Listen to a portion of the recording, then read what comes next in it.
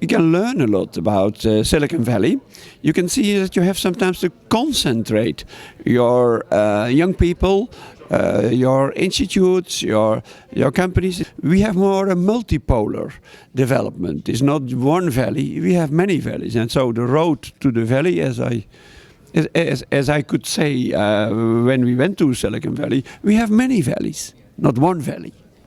Well, I think the Silicon Valley model is very interesting and important for Europe in that it brings together the universities, the entrepreneurial community, the investors, the venture capital. And this is something that with the Startup Europe project we're trying to do in Europe in perhaps a broader and digital sense, but making sure that the great ideas can be financed, that they can benefit from the engineering knowledge, from our marketing talent, from our digital single market, and we won't have another Silicon Valley, but maybe we'll have our own Silicon beaches or Silicon roundabouts popping up ever more in Europe.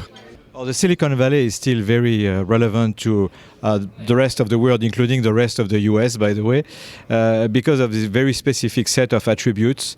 They change over time, but they remain very important, particularly the ability to take risks, both from the entrepreneur standpoint, but also from the investor standpoint.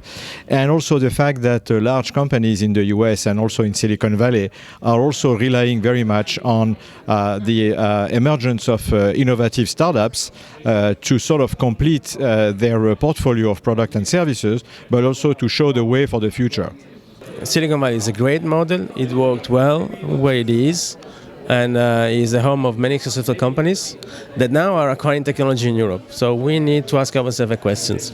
Do we want to continue with this model? Do we want Europe to continue to be a follower? Or do we want to start thinking about rebalancing this trade relationship and try to see where Europe is good, what Europe is good at, because I think Europe is good at tech, and this is demonstrated by the amount of European tech companies acquired by American companies. I've seen in the last 5 years a great improvement in the way European companies are behaving in terms of supporting startups, also government organizations. I just believe that the model is slightly different in Europe and in the US, where clearly in Europe there is more sort of government interventions or participation or support than we see in the US. Maybe it's working in the long run.